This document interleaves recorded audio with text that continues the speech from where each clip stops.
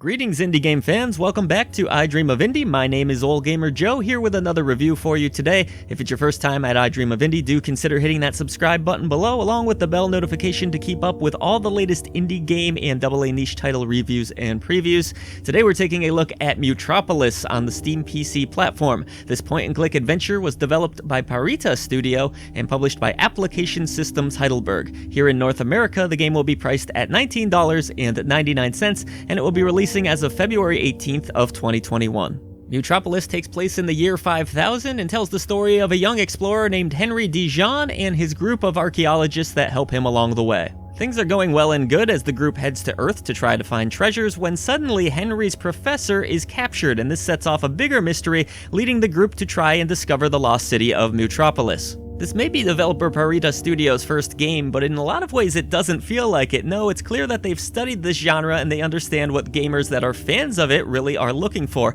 and that shows in the humorous writing and a lot of the fun characters that you'll meet along the way. Many of these characters are unwilling or can't really see just how smart the lead character Henry is, and that leads to some of the more hilarious moments throughout the experience. It is a bit of a shame that the best character, in my opinion, which I won't spoil here, and some of the funnier moments in the game come towards the last leg, but all that said, I found the writing in general to be quite entertaining. In terms of gameplay, there's really not a lot to talk about here. We've covered a ton of point-and-click adventure games on the channel before, but if this happens to be the first one you've ever watched, well, then it plays like a point-and-click. You simply move your cursor around the screen, you're trying to collect different objects, and of course you're interacting with all these different characters and scrolling through quite a bit of dialogue. This is a very basic point-and-click adventure game, and even some of the features of more modern games of this genre are missing here. You can't highlight any interactable objects, which is a little bit annoying, but still, the way the art is drawn in this game, I found that it wasn't so much an issue to my surprise. It's also entirely possible that the developer will patch that feature in, I'm not sure. Again, we're playing a review copy.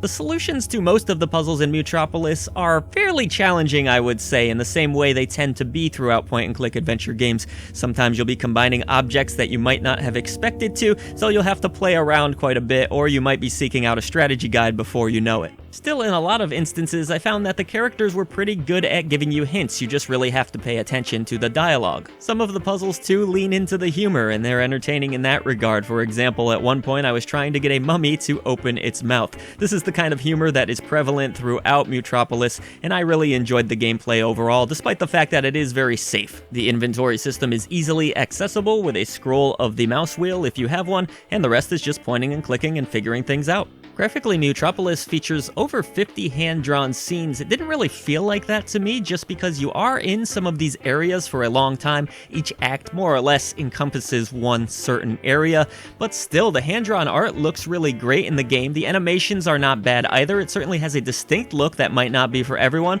I personally enjoyed this art style. I think all the characters are brought to life wonderfully. I'm a big fan of hand-drawn art. You can see a lot of love and care went into this game. All of the different backdrops that are present are unique from one another, and they look great. They're well detailed. Now, I will say there is a lot of back and forth, so you'll see a lot of the same artwork over and over again, but still, it has its charms, and I think it's really well done. The voice acting is also really good throughout, as you would hope it would be in a point-and-click adventure game, and there's quite a bit of it, though the soundtrack is pretty sparse for the most part, and the sound effects are nothing to write home about. The musical compositions didn't really stand out to me in any meaningful way. They get the job done, though, but don't expect any memorable tunes that you'll be humming after you've completed the game.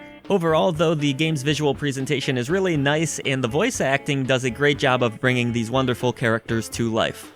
What was clear to me at the end of Mutropolis is that this is a really talented developer. For their first game, I was really impressed with just how much knowledge of the point-and-click adventure genre that they had. Certainly, as a first-time developer, you would expect many mistakes, but they really haven't made that many here. This is a sound-playing game that is a lot of fun to click your way through. It has charming characters and, subjectively, some really great humor, so if you're a fan of point-and-click adventure games, don't fear the fact that this is this developer's first game. In fact, you should check it out, because it's really entertaining, and I had a great time going through the world of Mutropolis.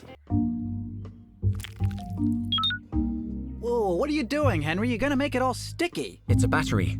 Luke made it for me. Oh, really? Cool. How did he manage to make it look like a lemon? We would like to take a quick moment now to thank our wonderful indie warriors who support us here through channel memberships: Mitchell Hall, Kevilo, Bunny, Bill Tikaz, Christian Cruz, Wesley Williams Semple. Thank you so much for all you do. You truly are the heartbeat of I Dream of Indie. Everyone else should head down to the description box below where there are a ton of ways to support I Dream of Indie. However you end up doing so, it means the world to us. We thank you so much.